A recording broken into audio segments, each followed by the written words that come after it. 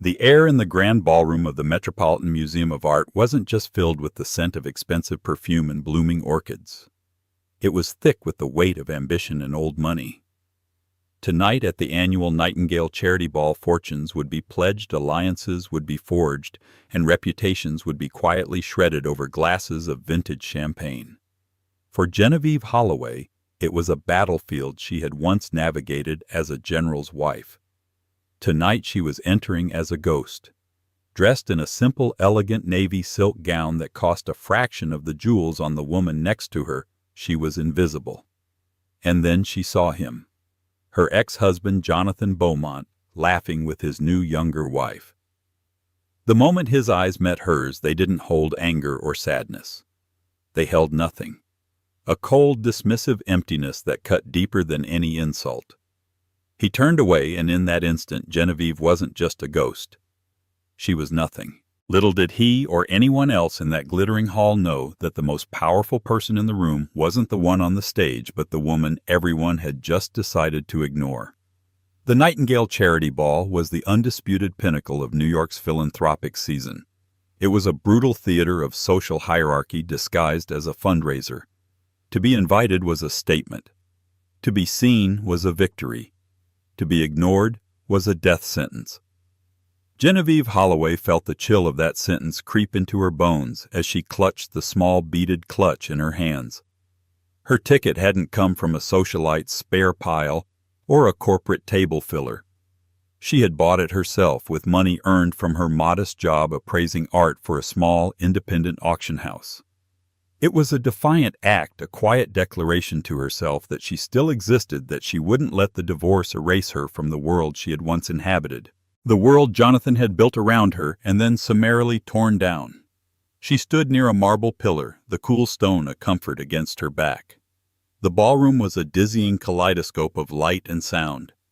Chandeliers like frozen waterfalls of crystal dripped light onto a sea of couture gowns and bespoke tuxedos. The murmur of conversation was a symphony of calculated compliments and veiled barbs. She saw faces she recognized, banking scions, tech moguls, political power brokers, all performing the intricate dance of the elite. And there, in the center of the most vibrant circle, was Jonathan. He was born for rooms like this.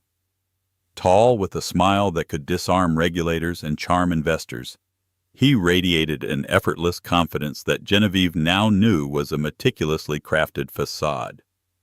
At his side, clinging to his arm, was Brittany Davenport. Her dress was a confection of pale pink tulle and diamonds, a stark contrast to Genevieve's understated navy silk. She was 25, a decade younger than Genevieve, with the bright, unlined face of someone who had never known a day of real struggle. As if sensing her gaze, Jonathan looked up. His eyes, the same ones that had once promised her forever, scanned right over her, then did a double-take. A flicker of annoyance crossed his perfect features. He leaned down and whispered something to Brittany. Brittany's perfectly glossed lips curled into a smirk. She turned her eyes, sweeping over Genevieve's dress with theatrical disdain. It was a dismissal, so complete, so public, it felt like a slap. They didn't approach her. They didn't need to. The message was sent, and the surrounding socialites received it loud and clear. Genevieve Holloway is no longer one of us. She is an outcast. The temperature around her seemed to drop. A woman who had co-chaired a committee with her just 2 years ago, a Mrs. Lancaster, met her eyes for a brief second before turning sharply to her companion, her laughter a little too loud. A man who had once drunkenly complimented Genevieve's knowledge of Impressionism at one of Jonathan's dinner parties now stared straight through her as he passed. Each averted gaze, each stiff back was a fresh wound. This was Jonathan's power. He didn't need to scream or shout. He could kill you with silence. He had methodically cut her out of their shared world, rebranding their history with him as the charismatic victim, and her as the unstable, ungrateful wife who couldn't keep up. Genevieve took a steadying breath, her fingers tightening on her clutch. She wouldn't run. That's what he wanted. She had come here for a reason, to prove to herself she could stand in the same room as her past and not shatter. She spotted a familiar, kindlier face near the silent auction tables. Dr. Peterson, her old art history professor from Columbia, a man who had always encouraged her academic passions. He was the one who had written her a letter of recommendation for her current job. Seeing him was a small anchor in this hostile sea. She made her way towards him, a genuine smile gracing her lips for the first time that evening. "Dr. Peterson." The elderly man turned his eyes, lighting up in recognition. "Genevieve."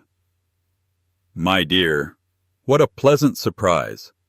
I haven't seen you since—" He trailed off, the unspoken divorce hanging in the air.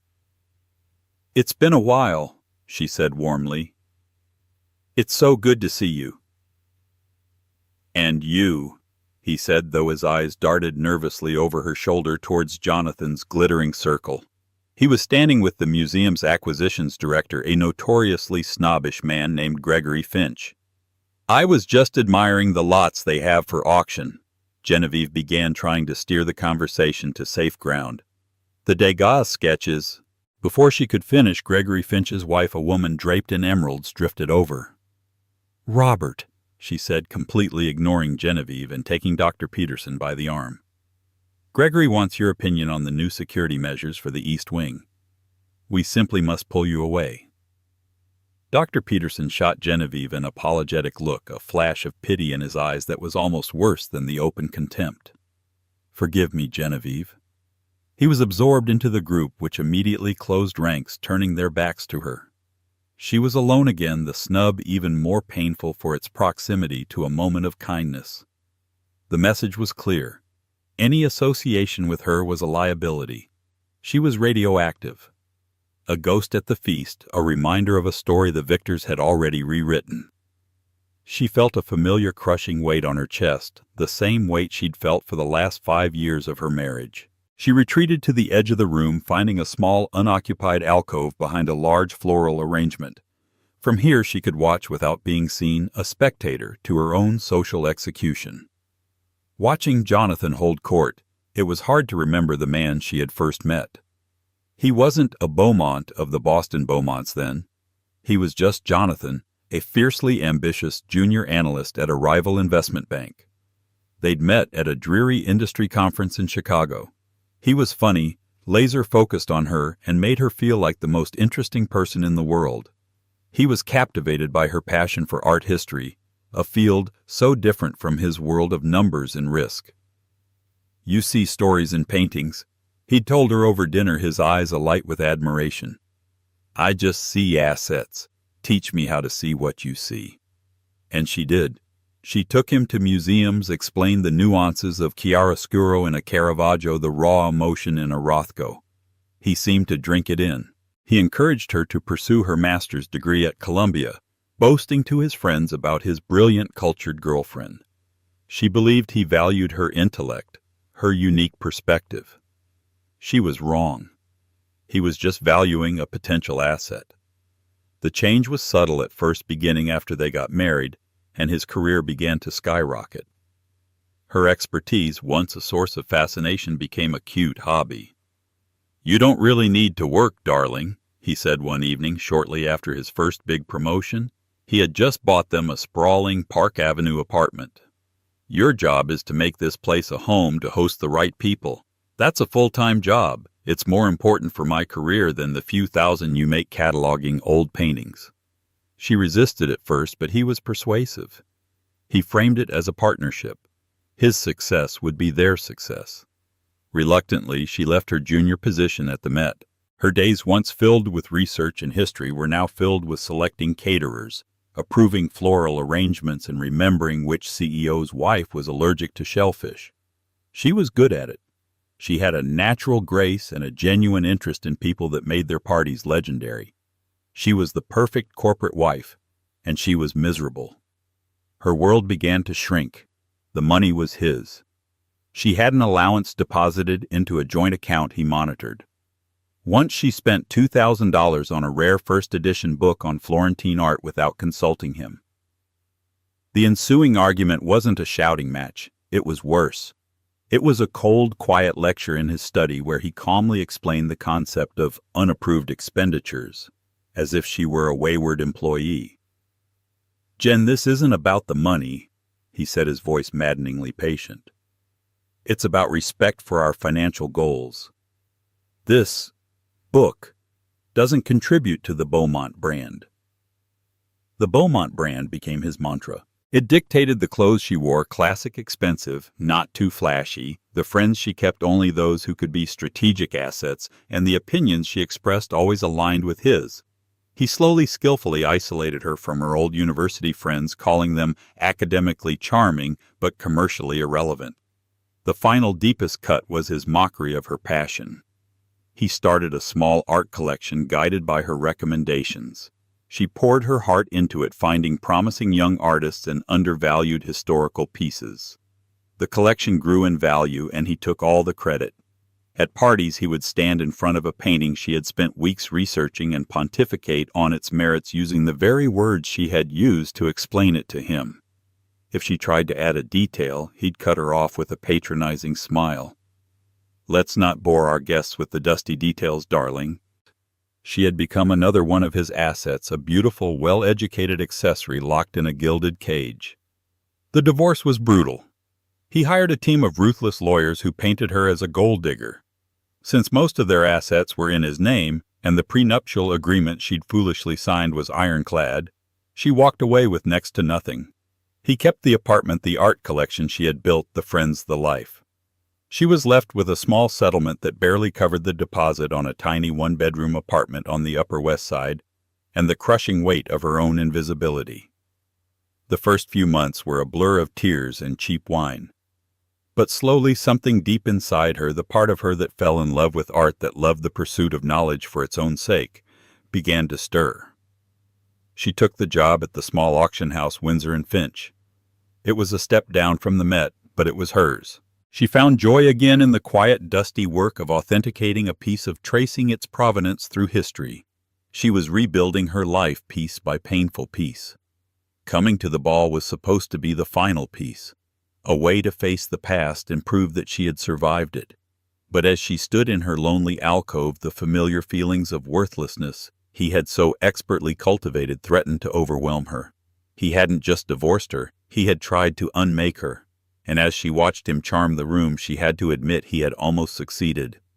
From her hiding spot, the ballroom was a stage, and she was watching a play in which she had no part. The orchestra swelled, playing a generic, pleasant melody that served as a soundtrack for networking. Waiters in crisp white jackets moved like phantoms through the crowd, their silver trays laden with champagne flutes and delicate canapes. Genevieve's gaze kept returning to Jonathan. He was in his element, moving from group to group, a handshake here, a meaningful laugh there. He was speaking with Walter Cunningham, a notoriously ruthless private equity titan. Jonathan's company, Beaumont Capital, had been the subject of some unflattering rumors in the financial press lately, over-leveraged, a few bad bets on tech startups. She knew his tells. The way he tilted his head, the slightly too wide smile. He was hunting tonight. He needed an infusion of cash, a powerful new partner to quell the rumors. This ball wasn't just a social event for him. It was a lifeline. Brittany remained by his side, a perfect smiling doll. She would occasionally lean in and whisper something in his ear, and he would nod, patting her hand. They were the image of a power couple, a portrait of success. No one looking at them would ever guess at the rot beneath the surface. Genevieve decided to risk another foray into the crowd, needing to feel the energy of the room, to not be a coward hiding behind a plant. She moved along the wall, her path taking her past a knot of women whose husbands were all in Jonathan's orbit. She recognized them from countless brunches and Hampton's weekends. They hadn't seen her yet. Honestly, it's an upgrade in every way," a woman named Diana was saying, swirling her champagne.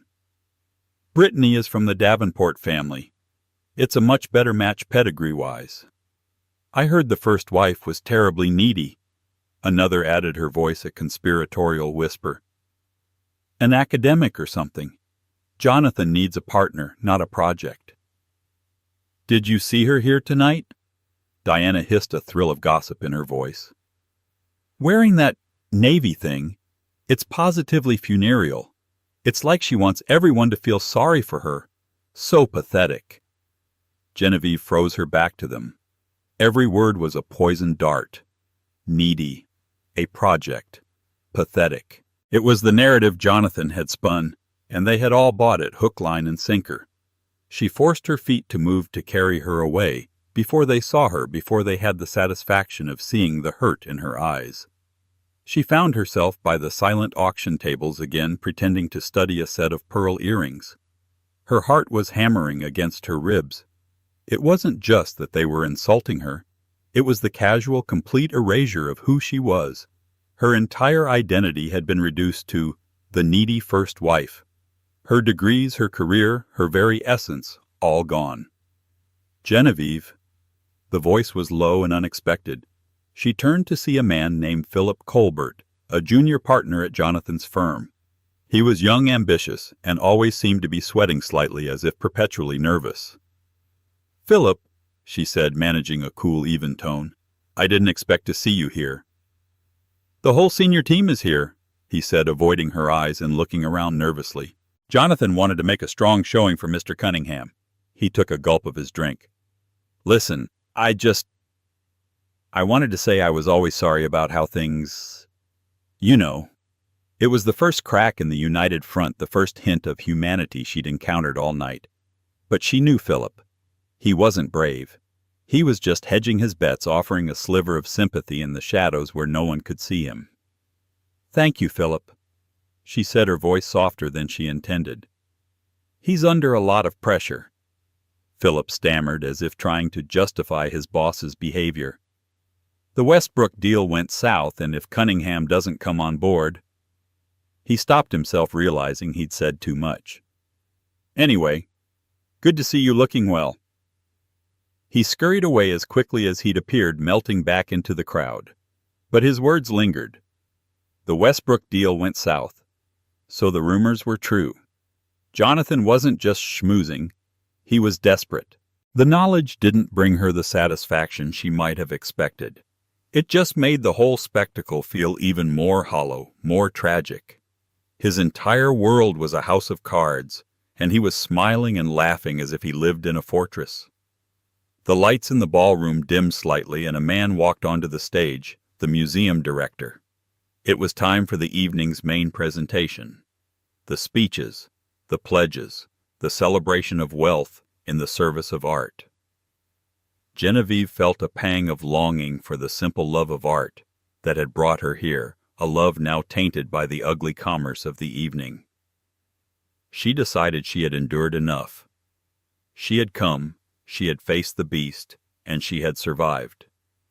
It was time to go home to her quiet apartment, her books, and her own life. She turned to head for the exit, wanting to slip out before the speeches began to disappear as quietly as she had arrived. But as she moved toward the grand arched doorway, another figure entered, moving against the tide of departing assistants and coat check staff. He was an older man, perhaps in his late 70s, with a shock of silver hair and a bearing of absolute authority. He wasn't wearing a tuxedo, but an impeccably tailored conservative charcoal suit that in this room stood out more than any sequin or diamond. His eyes, sharp and intelligent behind gold-rimmed spectacles, scanned the room with a singular purpose. He wasn't taking in the scene. He was looking for someone. He walked past billionaires and senators without giving them a second glance. His gaze swept the room, and for a heart-stopping second it landed directly on Genevieve. And then he started walking straight towards her. Time seemed to slow down. As the silver-haired man approached, a strange bubble of silence formed around Genevieve. The cacophony of the ballroom, the clinking glasses, the forced laughter, the orchestral music faded into a distant hum. She didn't recognize him. He wasn't part of Jonathan's world of finance or the high society circles she had been forced to travel in. There was an old-world gravity to him, a seriousness that felt utterly out of place amidst the evening's frivolity. He moved with an unhurried, deliberate pace. People instinctively parted for him, sensing the invisible aura of importance that surrounded him. A well-known real estate developer started to greet him, hand outstretched, but the man gave a curt, dismissive nod and continued on his path, his eyes never leaving Genevieve. Her mind raced. Who was he? A creditor of Jonathan's? A private investigator? Had she done something wrong? Every insecurity Jonathan had ever instilled in her rose to the surface. She felt a primal urge to flee, to turn and melt into the shadows, but her feet were rooted to the spot, held fast by the intensity of his gaze. He stopped a respectful 2 feet in front of her. His face was lined with the wisdom of age, his expression unreadable but not unkind. "Mrs. Genevieve Holloway?" he asked. His voice was a calm, resonant baritone. It was the first time all evening someone had used her proper name with such formal respect. "Yes." She managed her own voice, barely a whisper. "My name is Arthur Abernathy," he said, offering a slight formal bow of his head. "I am the senior partner at Abernathy, Cole & Finch. I apologize for the intrusion." The name of the law firm didn't register, but the name Finch snagged her attention. Windsor & Finch was the name of the auction house where she worked. It was likely a coincidence. New York was full of Finches. "How do you know who I am?" she asked, her confusion overriding her fear. "I was given a very specific description," Mr. Abernathy said, a faint ghost of a smile touching his lips. "And I was told to look for the one person in the room who seemed to appreciate the art more than the cocktails." He gave a subtle nod toward a small Monet on the far wall, a piece she had been admiring earlier. His observation was so astute, so specific, that it disarmed her completely. On the main stage, the museum director had finished his opening remarks and was now introducing the evening's guest of honor. No one was paying any attention to the quiet drama unfolding in the corner. "I represent the estate of the late Mr. Alastair Finch," he continued, his voice dropping slightly. Genevieve's mind spun. Alastair Finch. He had been the reclusive, silent partner in her auction house. A mythical figure no one had ever met, who communicated only through his lawyers. He had passed away a few weeks ago. The office had held a moment of silence, and then life had moved on. She had never met him, never even seen a photograph of him. I work for Windsor & Finch," she stammered. "I'm very sorry for your client's passing." "Mr. Finch was aware of your employment," Mr. Abernathy said. "He was aware of a great many things." He paused, his gaze becoming more serious. "Mrs. Holloway, I have been trying to reach you for the past 2 weeks. The letters sent to your apartment were returned, and you have no listed phone number." I don't have a landline," she said, feeling flustered. "The letters, my mailbox lock was broken. I've been meaning to get it fixed." It was a small, pathetic detail, but it was the truth. In the grand scheme of her upended life, a broken mailbox had been low on the priority list. Mr. Abernathy simply nodded, accepting her explanation without judgment. "Circumstances have compelled me to seek you out personally. The reading of Mr. Finch's last will and testament was this morning. Your presence was required." My presence. Why, I didn't know him. A commotion was starting on stage. The auctioneer was preparing to start the live auction, beginning with a week-long stay at a private villa in Tuscany. The crowd's attention was shifting. "Mr. Finch, it seems, knew you," Mr. Abernathy said, his voice firm but gentle. "He followed your academic career for years. He read your master's thesis on post-war provenance. He was the anonymous benefactor who funded the fellowship you won at Columbia. He believed you were one of the few people left in the world with a pure, uncorrupted passion for art and history." Genevieve felt the floor tilt beneath her feet. The fellowship. That had been the seed money that allowed her to finish her degree. She had always assumed it came from the university's general fund. The idea that this unknown man had been watching over her, a silent patron in her life, was staggering. "Why?" she breathed. "He had no children of his own," Mr. Abernathy explained. "His family was small and distant. He spent his life building a legacy not of money but of preserved beauty, a vast collection of art and historical artifacts. He needed to leave it to someone who would understand its soul, not just its value. Someone who would be a guardian, not a merchant." From across the room she saw Jonathan place a winning bid on the Tuscany villa, a casual wave of his paddle. He turned to Brittany and kissed her, and the crowd applauded politely. The sight barely registered. Her reality was being completely rewritten in this quiet corner by a man in a charcoal suit. "Mrs. Holloway," Mr. Abernathy said, his voice pulling her back. "There is a matter of some urgency we must discuss, a matter that pertains to the final disposition of Mr. Finch's estate." He looked towards the stage, then back at her. "I believe it might be better to make this official. The chairman of the board is an old friend of mine. Will you permit me a moment on the stage?" Genevieve couldn't speak. She could only nod, a sense of dreamlike unreality washing over her. She watched as Mr. Abernathy made his way toward the stage, a man on a mission, leaving her standing alone in the crowd, the unwitting center of a storm she couldn't yet comprehend. The live auction was in full swing. Jonathan Beaumont, feeling magnanimous after his ostentatious purchase of the Tuscan villa, was leaning back in his chair, one arm draped possessively around Brittany. He had just seen Walter Cunningham give him a nod of approval from across the room. The night was going perfectly.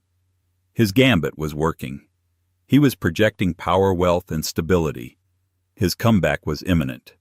The auctioneer was trying to whip up excitement for a diamond necklace when he was interrupted. Arthur Abernathy had ascended the small steps to the stage and was speaking quietly but urgently to the museum director and the ball's chairman. The exchange was brief. The chairman, a man who commanded billions with a single phone call, looked at Abernathy, then out into the crowd towards Genevieve, and then back at Abernathy with an expression of stunned disbelief. He nodded slowly and tapped the auctioneer on the shoulder. The auctioneer, flustered by the breach of protocol, cleared his throat. "Ladies and gentlemen, we have a brief unscheduled interlude. Please welcome Mr. Arthur Abernathy, who has an important announcement to make." A murmur went through the crowd. Who was this man in the plain suit? Jonathan shifted in his seat, annoyed by the interruption to his perfectly curated evening. He watched Abernathy step up to the microphone. "Good evening." Abernathy began, his voice amplified through the ballroom, calm and clear as a bell. It commanded immediate silence. "My name is Arthur Abernathy. I am the executor of the estate of the late Mr. Alastair Finch." The name sent a ripple through the room. Alastair Finch was a legend, a ghost in the machine of global finance and art collection. Everyone knew of him, but no one knew him. He was rumored to be one of the museum's largest yet most private benefactors. "As many of you know," Abernathy continued, "Mr. Finch was a devoted but intensely private patron of the arts. His final wish was that his privacy be honored, but he also included a specific codicil in his will to be enacted at this very event, an institution he so dearly loved." Jonathan leaned forward, slightly intrigued despite himself. This was unexpected. Perhaps Finch had left a massive bequest to the museum. Mr. Finch dedicated his life to the careful acquisition and preservation of what is considered one of the most significant private art collections in the world, Abernathy said. His estate also includes controlling interests in Finch Global Corp., extensive real estate holdings, and a diversified portfolio of securities. The disposition of this estate has been his primary concern for the past decade. The air was thick with anticipation. Every banker in the room was mentally calculating the value of such an empire. After a long and meticulous search for a suitable heir, Abernathy's eyes scanned the crowd and locked onto Genevieve, who stood frozen near the back. "Mr. Finch has chosen to bequeath the entirety of his estate without condition to a single individual, a person he believed possessed the integrity, knowledge, and soul to become the custodian of his life's work." The silence in the room was absolute. You could hear the fizz of champagne bubbles in a nearby glass. "It is my legal duty and my distinct honor to publicly announce the sole beneficiary of the Alastair Finch estate." Abernathy declared, his voice ringing with authority. He raised his hand and pointed directly at the woman in the simple navy dress. "Mrs. Genevieve Holloway." For a full 10 seconds nothing happened. The name just hung in the air, meaningless to most. Then a collective gasp swept through the ballroom. Heads swiveled. 1,000 pairs of eyes searched for the woman who had been named. They found her standing alone, her face pale in the dim light, looking as stunned as they were. Jonathan Beaumont's smile froze on his face. He blinked, certain he had misheard. Genevieve. His Genevieve impossible. It had to be another Genevieve Holloway. But Abernathy wasn't finished. The estate, he announced as if delivering a verdict, which includes the Finch collection, all corporate assets and liquid capital, has a current certified net value in excess of $2.7 billion. The sound that followed was a physical shockwave of noise. Gasps turned into frantic whispers. Champagne glasses clattered. On the stage, the museum director's jaw was slack. $2.7 billion. The number echoed in the cavernous space, an impossible life-altering figure. Jonathan felt the blood drain from his face. His vision tunneled until the only thing he could see was Genevieve standing there as a spotlight of 1,000 stares descended upon her. The woman he had mocked. The woman he had discarded. The project. The needy wife. The woman he had publicly humiliated not 30 minutes ago. Brittany beside him was sputtering. "What, who? Her, it's a joke, right? Jonathan, tell me it's a joke." But it wasn't a joke. The look on Arthur Abernathy's face was one of grim finality. He stepped away from the microphone and began to descend the stairs, making his way back towards Genevieve, the crowd parting before him like the Red Sea. The ghost at the feast had just become the queen. And the king, Jonathan Beaumont, felt his throne turn to dust beneath him. The aftermath of the announcement was chaos. The carefully constructed artifice of the gala shattered into a million pieces. The polite murmur was replaced by a roar of excited, incredulous chatter. Cell phones emerged from glittering purses, their screens lighting up faces as people frantically Googled Alastair Finch and Genevieve Holloway. The press photographers, who had been lazily snapping pictures of socialites, suddenly surged forward, their flashes firing like a strobe light, all aimed at the still frozen figure in navy silk. Genevieve felt a strange sense of detachment, as if she were floating above her own body, watching the scene unfold. $2.7 billion. The number was abstract, nonsensical. It didn't feel real. More real was the sudden suffocating press of people. Mrs. Lancaster, the woman who had cut her dead earlier, was suddenly at her elbow, her face a mask of fawning concern. "Genevieve, my dear, I had no idea.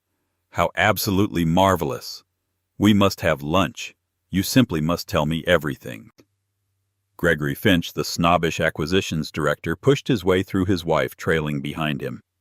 "Mrs. Holloway," he boomed, his voice oozing a sycophancy that was nauseating. "A true connoisseur has been recognized. I speak for the entire museum when I say how thrilled we are to have such a discerning custodian for the Finch legacy." People she hadn't spoken to in years were surrounding her, touching her arm, thrusting business cards into her hands. They were all talking at once, their voices a meaningless torrent of congratulations and invitations. They didn't see her.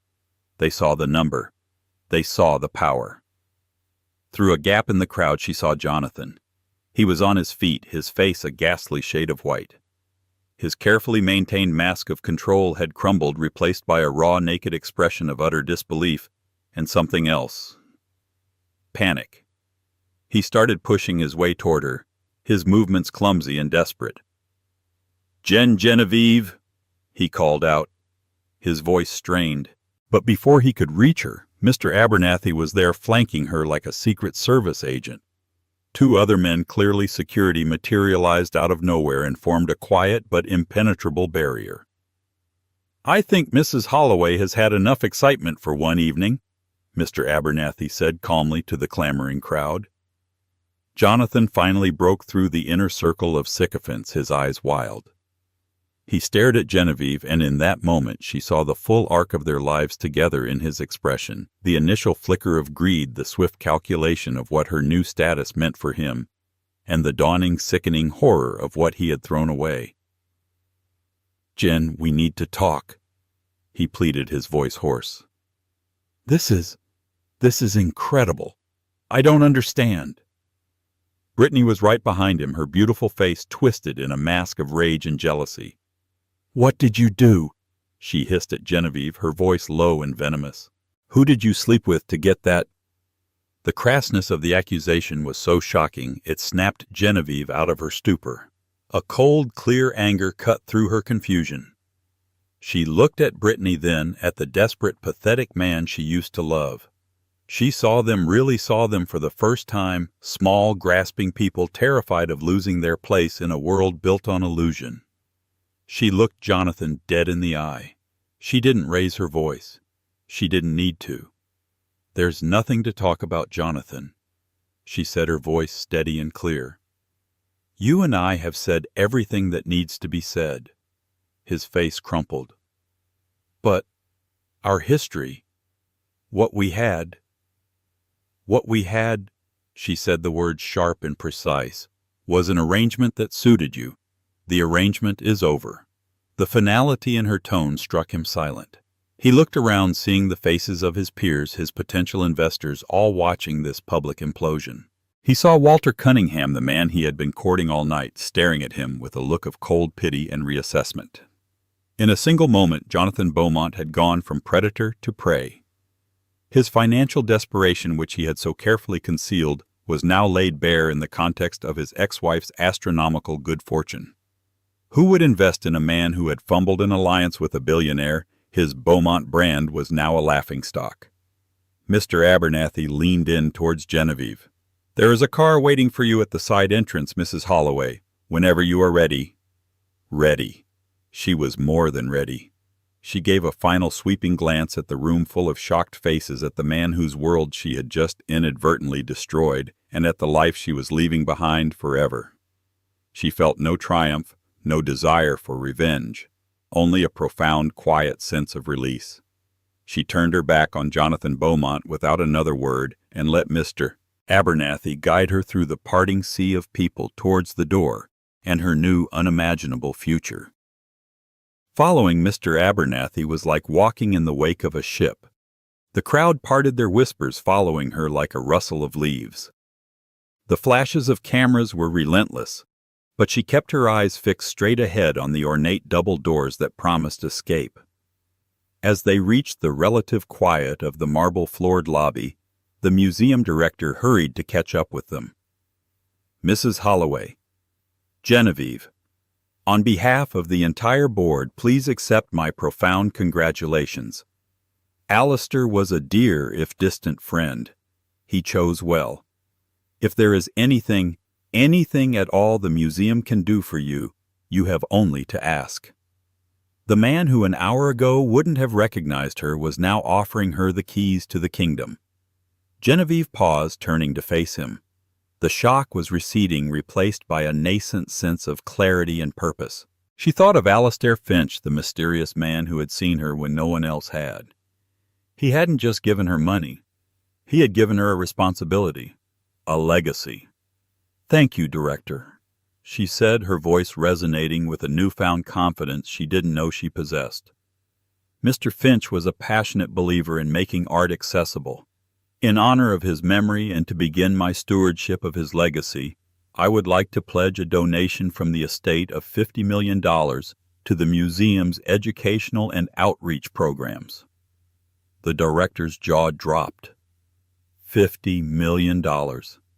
It was a staggering sum, one of the largest single donations in the museum's history. Furthermore, Genevieve continued, her voice gaining strength, I will be personally overseeing the creation of the Alastair Finch Fellowship for Provenance Research to support young academics in the field, the very field Mr. Finch supported for me.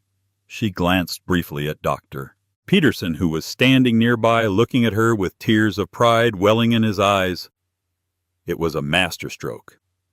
In less than a minute, she had transformed herself from a stunned heiress into a formidable philanthropist. She wasn't just a recipient of fortune, she was a wielder of it. She had seized control of her own narrative, defining herself by her actions, not by the shock of her inheritance. Mr. Abernathy allowed himself a small, proud smile. The car is just outside Mrs. Holloway. They stepped out of the museum's side entrance into the cool night air. The chaos of the gala was a distant noise. Waiting at the curb was not a taxi, but a gleaming black Rolls-Royce Phantom, its engine humming silently. A uniformed driver held the door open for her. Before she got in, she heard one last desperate cry. "Jen!" It was Jonathan. He had somehow slipped past the security and run out after her. He stood on the sidewalk, his tuxedo rumpled, his face etched with desperation. The powerful, confident man was gone, replaced by a ghost of his own making. "Please, Jen, don't do this," he begged, taking a step towards her. "We can fix this. I made a mistake. A terrible mistake." Genevieve looked at him, the man who had systematically dismantled her self-worth, who had cast her aside for a younger, wealthier model, now begging for scraps from her table. There was no anger left.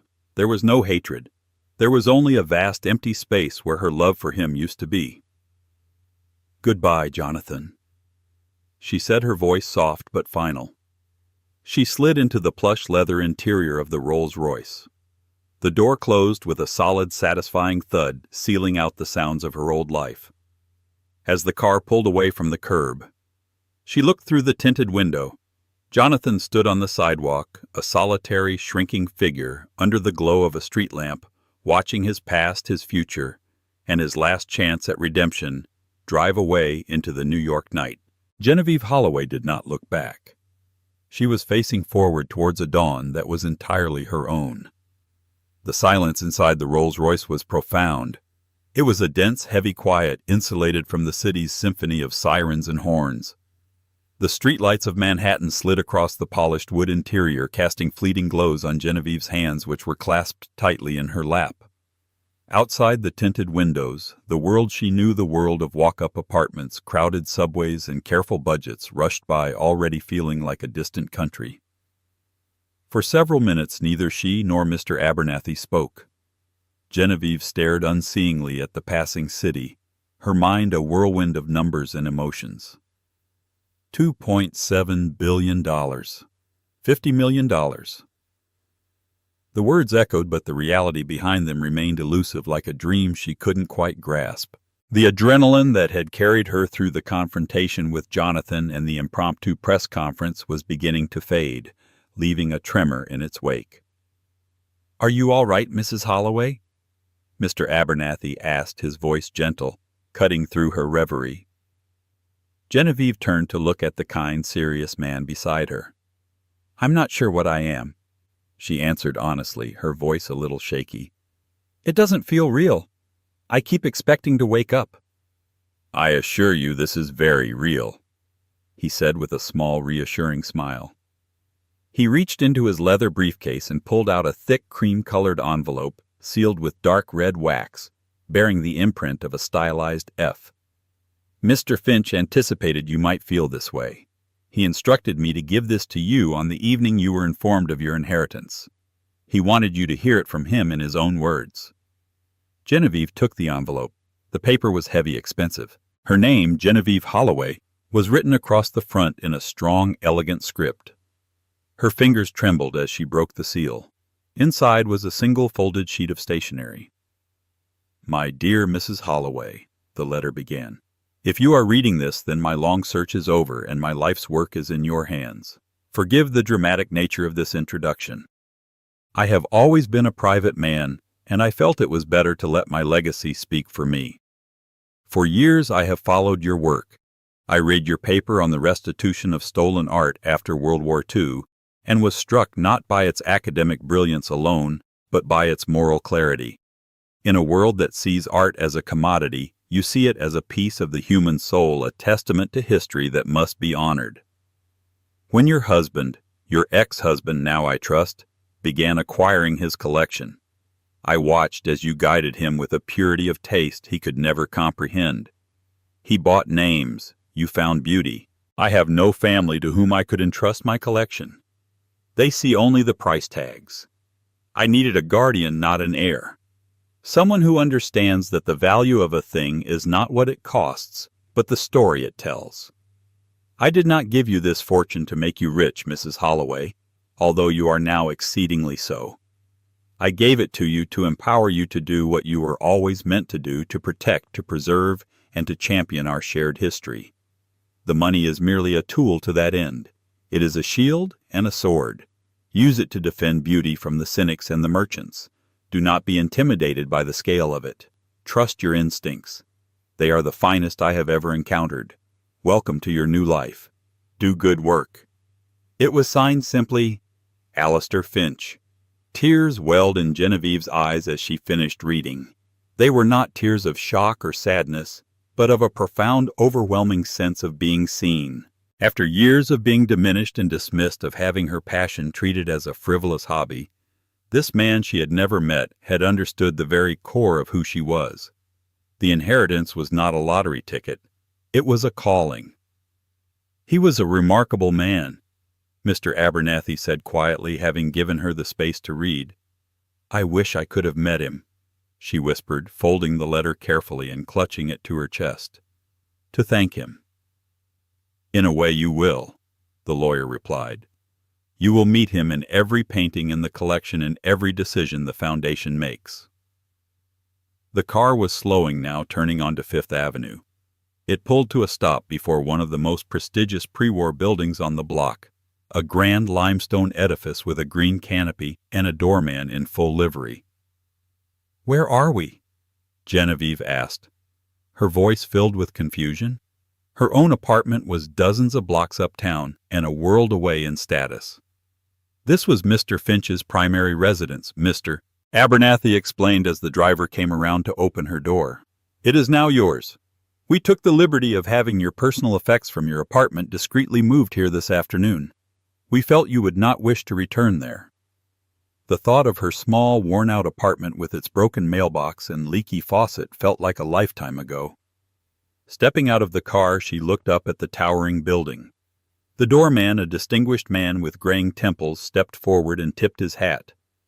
"Good evening, Mrs. Holloway," he said, his tone one of quiet, respectful welcome. "We have been expecting you. Welcome home." Mr. Abernathy gestured toward the ornate lobby doors. "This is your new beginning, Genevieve." Taking a deep breath, clutching the letter from Alastair Finch like a talisman, Genevieve walked through the doors. She was no longer a ghost at the feast. She was the mistress of a new house, the steward of an incredible legacy, and for the first time in a very long time, the author of her own story. The weight of it all was immense, but for the first time she felt strong enough to carry it. And so, Genevieve's story isn't just about going from rags to riches. It's a powerful testament to the quiet strength that resides in all of us, even when the world tries to convince us we are invisible. It's a story about a woman who was stripped of everything but her own integrity and intellect, and how those qualities proved to be the most valuable assets of all. Her vindication wasn't just in the money. It was in the moment she reclaimed her own voice, proving that true power isn't about who you know or what you own, but about who you are when no one is watching. Her journey reminds us that sometimes the greatest comebacks are born from the deepest betrayals, and that your true worth is never determined by those who choose to underestimate you. If Genevieve's incredible story of resilience and ultimate triumph moved you, please show your support by hitting that like button. Share this story with someone who needs a reminder of their own inner strength. And don't forget to subscribe to our channel for more unforgettable real-life stories that will inspire and amaze you. Thank you for listening.